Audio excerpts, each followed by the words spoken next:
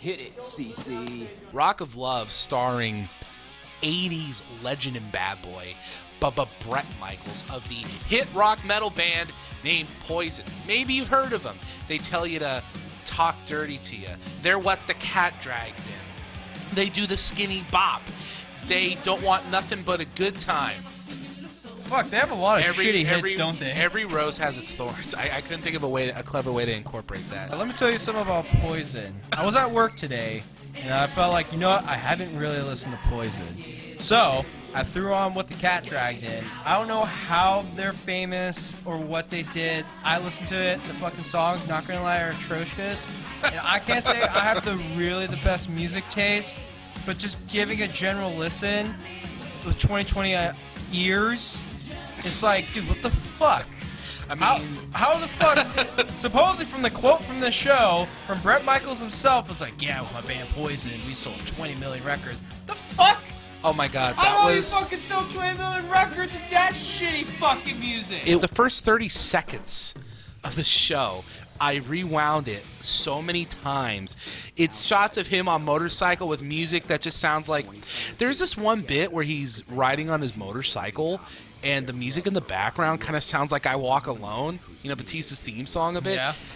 I'm like, did Saliva write the soundtrack for this? I don't know how you fucking like took a second to stop and rewind that. I obviously didn't have the time and privilege because I wanted to go to sleep, and Yeah. I didn't want to fucking spend my whole night trying to like pause that show because the first fucking episode's an hour and a half with commercials. I had to pause. So it was an hour fucking thing, and I'm like, dude, if I'm gonna pause this is gonna turn into a 2-hour adventure, and fuck to you, Bret pause. Michaels. You're not worth 2 hours of my damn time. I had to pause because the show was so stupid.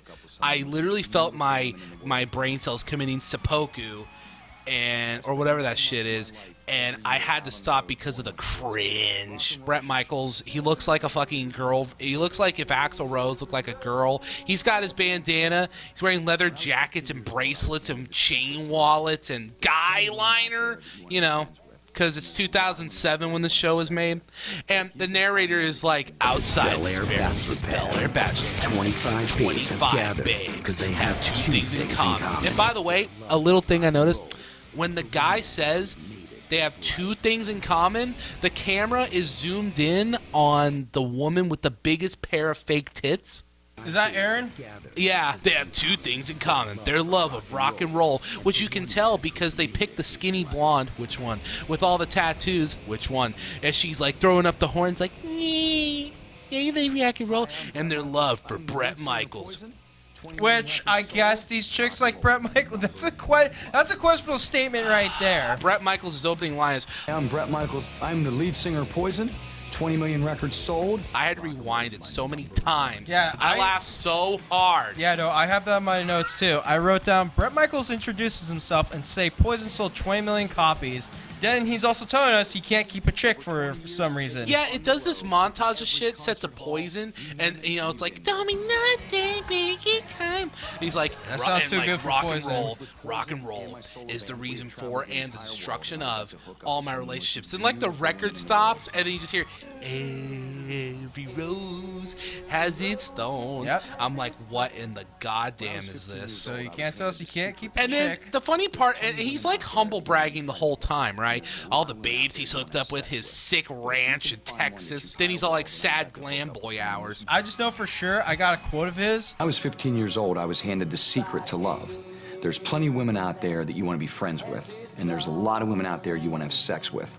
But if you can find one that you can be friends with and have sex with, henceforth, Rock of Love. What does that mean? Anyway, the theme song. I wrote the lyrics down for this shitty theme song. Listen to this. Hey, show you things you've never seen. Touch my backstage pass. Ride my limousine. Please let me be your Rock of Love. I know, great intro. Can I point out he also praised the fact that his ranch has a private recording studio? Oh, does he now? Yeah, he still goes to some fucking producer. Hey, let's have a glamour fucking demos. Let's have a glamour freaking demo like recording studio. He says he has a pool big enough to kayak in, and he's got like this dirt bike track, and just the way he's dressing, he looks like a soft boy version of porn star bad boy Evan Stone. So the bachelor pad, I need to comment, The bachelor pad or is ridiculous. No, the pad itself is ridiculous. It looks like a stage. Well, There's one, like there those, is a like- fucking stage right there. Yeah. It has like the stupid pylon set up, and like all the chicks are just chilling there waiting. Yeah, and he rides up on a motorcycle, and he's got the biggest, fattest smirk on his greasy old You man mean his face. fucking the biggest shit-eating grin? Oh my god, they're like, oh my god, Bray Michaels, he's so hot. We meet some of these ladies. They're like simps, but girls. I guess. All these women are simps, and and the best part, the absolute best part. So B Mike tells us what he wants in his girl. Brett Michaels says she needs to be hot. This girl's got to be hot. She needs to be cool. She's got to be cool. She needs to be sexy. She's got to be sexy. And basically, he straight up tells us she needs to be able to deal with the insanity of his tour schedule and understand, and I quote, that rock is my one true love. Basically, what I'm trying to say is rock and roll is an insatiable bitch goddess, but I love her, and I'm just looking for that one woman in my life to participate in that threesome. And his voice like lightly cracks when he says threesome. Dude, what a true romantic right here. So we meet Big John, or as I called him in my notes, BJ Thick. BJ Thick. He comes out. Yo, I just call him the regulator, dude. He don't deal with no shit. Michaels does some stupid shit. I just know Michaels like introduces him as his boy, Big John, and he literally says what Big John does. I don't know what he does, but he does something right. And my like, parties are cool. And I'm just like, can I talk? I'm like, you seem like the biggest fucking shithead if you're making Big John clean up your fucking dirtbag mess. Can I please talk about these women real quick? Oh no, believe me, I don't have too much, except for the one chick, Raven. One of my favorite songs was Every Thorn Has Its Rose. Bruh. I'm like, when he said 25 hot women, I'm like, some of these chicks are pretty debatable. Yeah. Some are pretty nice. Some are just straight up bar slut strippers. Listen, I'm not usually this type of person, but all of them, except the two black girls, they were all basic white bitch hoes, dude. You almost made me drop my hydro flask. You had Erin, Bonnie, Tiffany, two different Brandies, Samantha, Heather, Channing, Brianna, Amber, Sabrina, Melody, Dakota, Sierra, Bambi, Crystal, Samantha, Autumn, Ruby, Taylor, Tara. one of the blackouts was named Raven. Which is the one that says every thorn has its rose as her favorite song. There was a cowboy-looking girl. Her name was Rodeo. Cowboy shit. In my opinion, she was one of the hotter ones just because she didn't look fake, except that tan. And you had the spike hair girl that looked like Cyndi Lauper. And I need to stress, was that Jess? Yeah. Brady Lynn, Heather Tammy Lynn.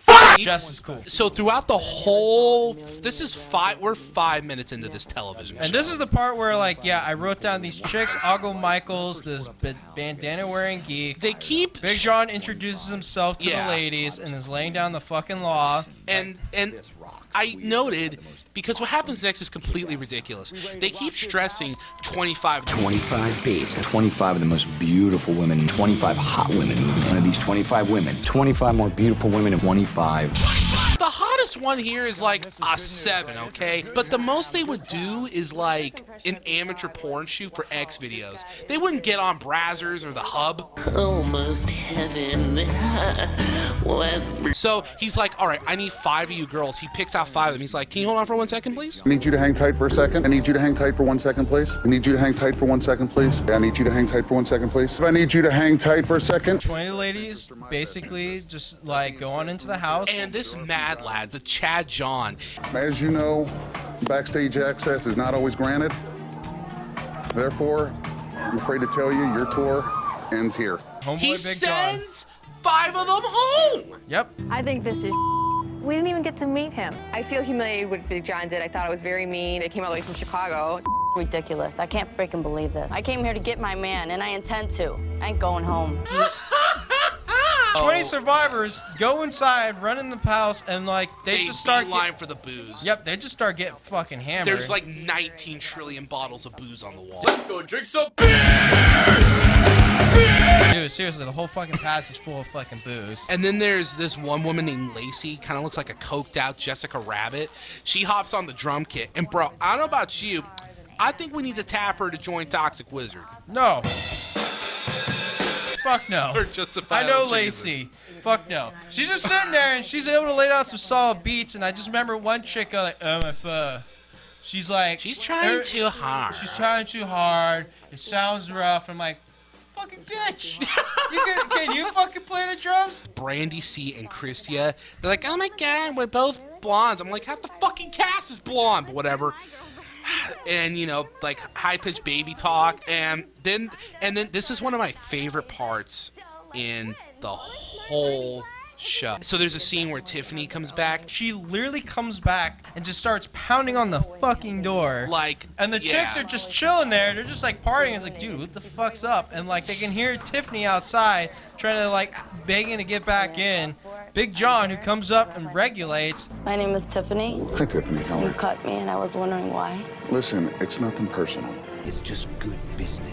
I came from all the way from Chicago, which I'm like, well, fuck. I'm like, sucks for you that you decided to do this. That mad sucks. I'm mad sad, bro. And my favorite scene comes immediately after, because after Big John's like, no, she's like, please, he's like, no, she's like, please, he's like, okay. I'm like, bruh. One of the best scenes is all the girls are huddled in a room and they're all talking about plastic surgery. Yep. Dead ass like explain schematics, which kind of feel more real. Something about gummy bear boobs, and Brandy sees someone's like, oh yeah, I've got gummy bear boobs, and Brandy sees like, oh my god, me too, can I touch them? And then they give her an interview spot. I love my boobs. They are the best birthday present I got from my parents last year. What parent gets their daughter a breast job? She got some big tits. So next is this isn't one of the challenges. This is just a thing. BJ Thick has them all line up to meet Brett behind a bunch of lines or whatever. And then I wrote down Brett has appeared in a shitty Affliction shirt. Brandy C literally says, He's tan and he's blonde and we probably look like brother and sister a little bit, but that's hot.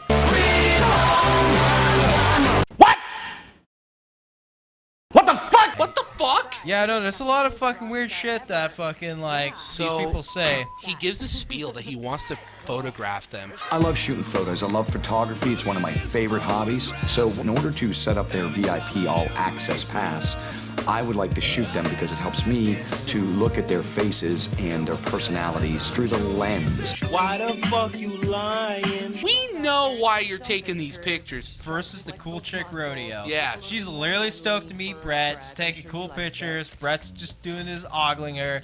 Yeah. Says his fucking catchphrase. It just kind of turned me on. And then next is the fucking whack job Tiffany. She literally just like, alright, I need to make an impression. And then she just goes beelines and starts smashing face with Brett. Who, of course, Brett lets it happen. Brett is all sketched out. It's like, alright, this is weird and stuff. But then he says, but it turns me on. Yeah, and I'm he like, was like, you creep. Maybe all this quarantine stuff is getting to me, but I was watching it, and I'm like, that is unsanitary. Who knows where those mouths have been? I'm like, you stop that tongue shit right now. Dude, straight up, like, these chicks are trying to win his favor, so they literally just go on in and just smash hard face with the dude. One of the best scenes in this whole episode is the, like, 30-second sequence where, like, he's taking pictures. It's just him taking pictures and moaning. I gotta be honest with you, I was having a lot of emotions pouring through my member. Oh, God, that is a killer shot. Oh, damn. That is hot.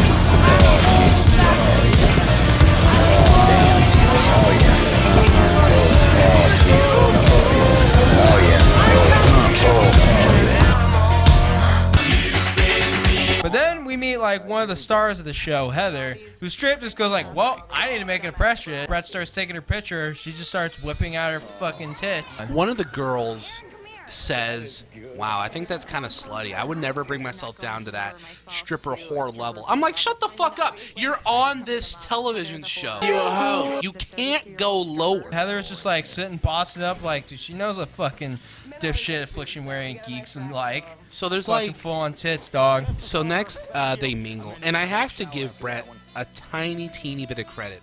At least the way the show's cut, it actually shows him trying to like talk about him and like get to know them and like ask them questions. I don't know. I didn't see that. All I know is I'm sitting here just trying to pacey write notes. I know the first he's trying to talk to a couple chicks, but Brandy C, who literally is like trying to like come up and is like, I need to get hold of his attention right now. Brett, come on and play pool with with me. And then like 3 fucking random chicks come out of nowhere and just sit all up on him. I'm just like, and just Brandy, sit all up on him. and then she's getting all pissed and shit, like, oh, these chicks are getting in my way and stuff. It's like, they're just doing the same thing you're doing. Don't get mad. Tiffany gets fucking smashed. Next is just a bunch of snapshots of him talking. That's literal snapshots, but like the tattoo girl Sam, he's like, "What's some of your favorite music?" She's like, I like Slayer and Tom Waits." I'm like, "Oh damn, me too." No, I just know it's like, yeah, Tiffany is like, they show Tiffany back. She's just start getting destroyed on liquor, smashed. And then yeah, my girl Sam, who was like, I think you're gonna realize, like, you know what? She started talking about her music interests. She's like, yeah, I like Pantera and Tom Waits, and she's just coming off like a total sweetheart. Yeah. And then fucking out of nowhere, Heather just boos on in and just starts doing stripper skills and stuff. There's a stripper pole, and like that's right, the hoes start dancing. Yeah, no, it's not even the hoes. Like Heather just comes up, who is a professional stripper. Yes. Just starts just like showing off like one move, and then fucking Tiffany like comes up, the fucking mega slosh chick from Chicago. Just basically tries to do her move, but she's literally just kind of just stuck on the pole. She just like drunkenly just like slowly slides down like a friggin' hot mess. He's talking to Brandy M, and he calls her Wild Thing. Wow. And at one point, he says, Wild Thing. She was heaven and hell in one body. Wow. You fucking beta. So Rodeo's next. Rodeo and Brett hit it off, and honestly, they were cute. She I guess Bret Michaels is a diabetic, and she had cancer and something else, and they bonded over that. And I'm like, wow. If Rodeo doesn't win this, I hope they remain friends. I just know it's like, yeah, Rodeo's now talking to Brett. So telling you right now, like, so far these chicks. Although he kind of ruins the moment because he's like, well, you know, in a way, we both kind of went through the thorns to get to the roses. And then they touch and hold hands. That shit. No, that's what he said. You know, all the thorns, so to speak, that we went through to get to the roses. And then they touch and hold hands. When Brett grabbed my hand, it was like I could feel him in my soul through the hand. And this fucking garbage and they CGI. Not even CGI. They just put some fucking shitty like green screen of like stock footage behind them of like fireworks, rainbows and dolphins. Tiffany, the master of the drunken boob, is back talking random shit. And then, like, obviously she starts saying her great tagline. Don't threaten me with a good time. And all the other chicks are just sitting there like, we don't want nothing. Fuck this gal. Yeah, no, don't threaten me with a good time. So, Dallas, what was up with her? Okay, so she almost got in a fight with Tiffany at one point. Yeah. She's like, y'all need to cut it out. And she's like, man, the bitch should the frick the... And Tiffany, dude, I don't know how she was alive. She was just... Dude, because she's the master of the drunken boob, dude. She can get fucking sloshed and not be dead. And this was weird to me. There's a point where one of them's like, so what are you here for? She's like... My daughter. Tiffany? Like my daughter. And they're all like... What? And then there's a point where Bret Michaels is trying to talk to some folks.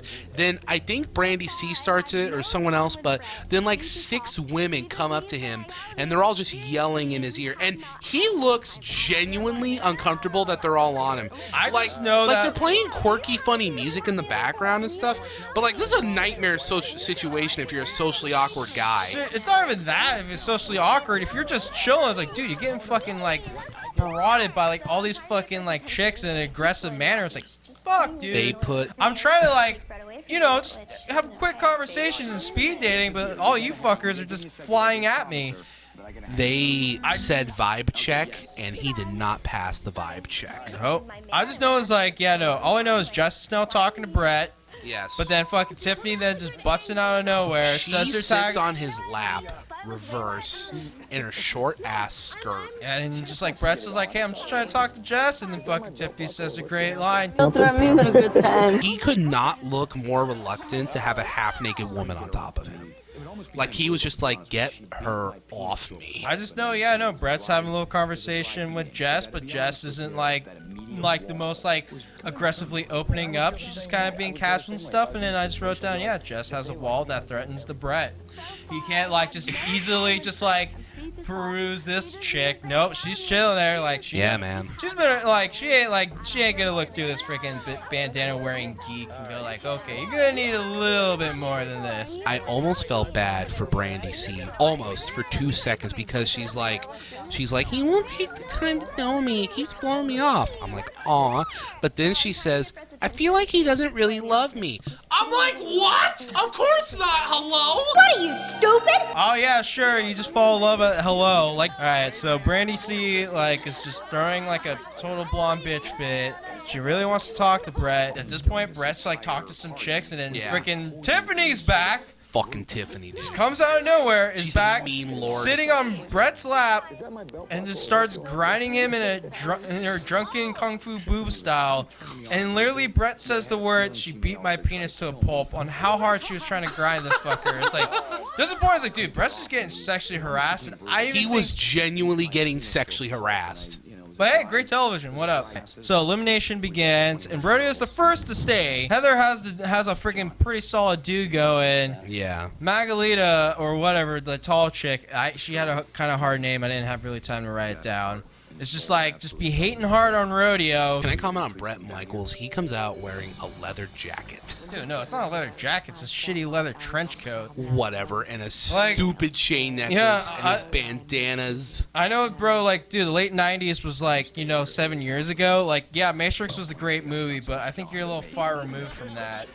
I don't know if what you're dressing's cool or not, but so this 2020 eyes kind of horrid. So this pissed me off, but like later on, immediately after they ended, I realized I didn't care.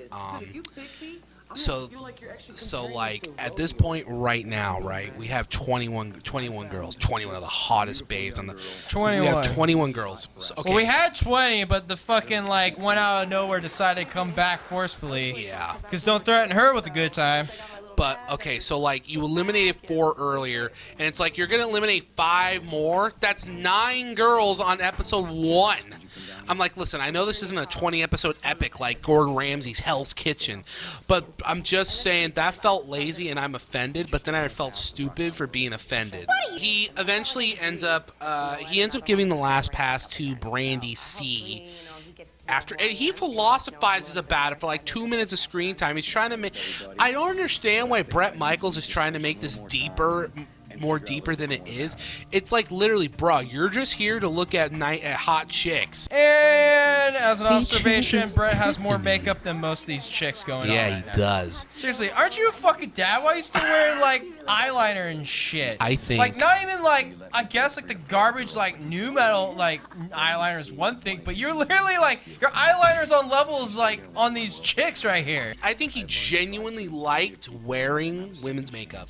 Brandy C is just like, oh my god, why doesn't like pick me or something? And literally like tells her, is like, hey, you're a little too much tonight. You need to calm down and stuff, but I do think you got something in you. Michaels, you have 2 daughters. Is this what they need to grow up around? Come on, dude. I didn't think about that, seriously, but yeah. I'm like, they're gonna see this fucking shit in the future. And like, I hope there's a live reaction to them with this shit, because we're watching in 2020 and like... I would Patreon kickstart that shit, dude. Yeah, no, it's pretty fucking horrid, but like, basically 5 chicks get eliminated, and yeah, one of them's Raven. The chick who literally said like her favorite song is Every Thorn Has Its Rose. Every thorn has its Oh yeah, and Tiffany, who's been fucking super sloshed. Tiffany had no reason to stay. Causing all the fucking problems, but out of nowhere, Bret doesn't even give her a pass, but it's like, Tiffany...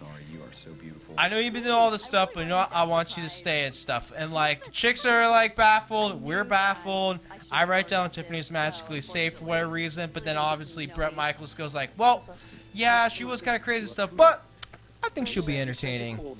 I guess you're thinking with more of the television show than your dick this time. Yeah, he's a businessman. He was looking at ratings. Hell yeah, the 1.6 million ratings on this show for VH1. And like every girl that leaves, they're all sad and bummed. But he lets them hug him, which is or just nice. kiss him. Yeah, because he's a fucking guy that has to like try to kiss every fucking chick on the show. And the episode ends with them all cheersing after a round of cracking open some cold ones. Yep. And I was left with like, oh my God, there's 12 more episodes. They're not as long as this one, but there's 12 more episodes. And then this was a lot more dialogue driven. There's no real challenges yet. Yeah, next week will be easier to review, I think, because you got the wacky challenges. Well, we'll get to the wacky challenges. All I know is that there's a season clip preview. You basically you're Biden numbers episode. He meets all the people, a little bit of wackiness. Basically, you get your freaking highlights of what's happening this season. Chicks doing weird, gross shit, fighting, crying, a lot of fucking horny moments for a lot of reason. scantily clad women. And yeah, I'm just like, yep. Basically, by your numbers first episode. Brett is such a fucking tool. Stupid fucking affliction shirt wearing geek. Yeah. Yeah. You shouldn't watch this show. You shouldn't watch this show. But if you want to see something horrible, yeah, you should watch this show. I'm a bad man.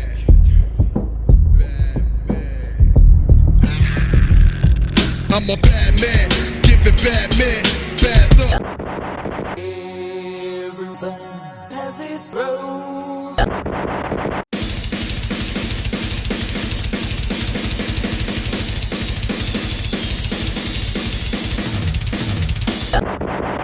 The devil is never a maker, and the less that you give, you're a taker. And it's all, and on, and on. Heaven and hell.